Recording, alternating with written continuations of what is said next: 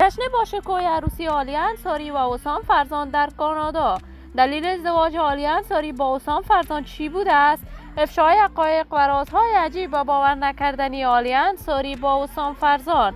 حسادت و بخیلی امیری در صفحات مجازی بر علیه حسام فرزان. من در این ویدیو پیرامون حقایق همین ماجرا خواهم پرداخت، پس در ادامه با کانال دنیا اینفو باشید.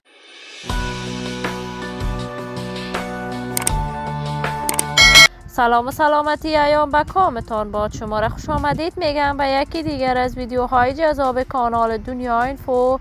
برای عضو شدن با این کانال علامت سابسکرایب را فشار دهید تا از ویدیوهای دیگر کانال دنیا اینفو هم آگاه شوید. عالیه انصاری هنرمند با شکوه، یکی از چهره‌های مشهور در هنر موسیقی که شهرت و محبوبیت بسزایی دارد. عالیه انصاری در یک خانواده هنری دیده و جهان گشوده.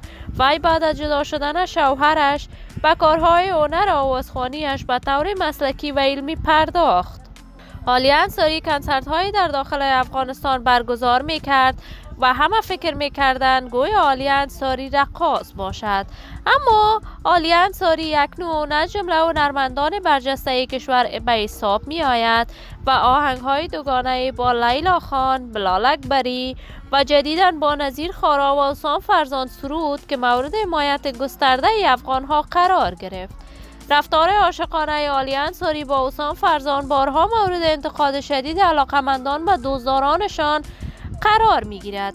جدیداً شایعات در صفحات مجازی نشر شده است که حسام فرزان با عالیه انصاری ازدواج کرده است، اما تاکنون درباره حقیقت این ماجرا حسام فرزان و عالیه انصاری ابراز نظر نکردند.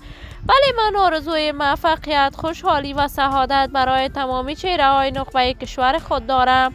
این همه در حالی است که حسام فرزان در کشور کانادا زندگی می کند و در کشور کانادا مانند قبل به کارهای هنریش پرداخته است.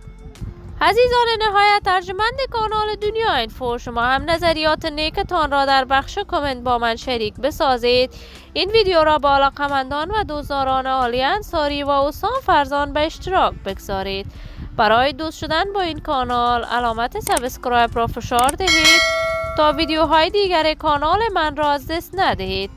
تا درودی دیگر تمام شما نازنینان را به الله منان سپرده موفق و کامیاب باشید.